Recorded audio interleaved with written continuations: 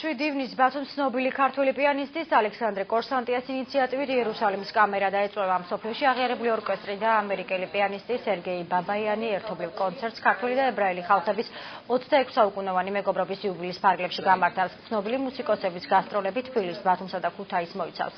ებრაელი მუსიკოსები ცნობილი კომპოზიტორების ნაწარმოებებს შეასრულებენ. სპეციალურად ქართველი მაყურებლისთვის კი იოსებ ვარდანიშვილის ნაწარმოების პრემიერა შედგება. იერუსალიმის კამერა და ერთ-ერთი წამყვანი მუსიკალური კოლექტივია დღევანდელ მსოფლიოში. ამას ხელმძღვანელობს არაჩვეულებრივი მუსიკოსი ავნერ ბირონი. ბათუმი ნამდვილად უკვე კარგი ხანია, რაც გახდა ერთ-ერთი კულტურული ცენტრი. ამიტომ იქ აუცილებლად ჩავთვალეთ, რომ იქ არის ჩამოსაყვანი ეს გასტროლები. იმიტომ რომ ნამდვილად ვარსკვლავები იღებენ მონაწილეობას.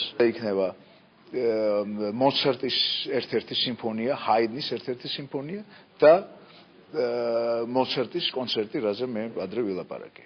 სოლისტი იქნება სერგეი ბაბაიანი.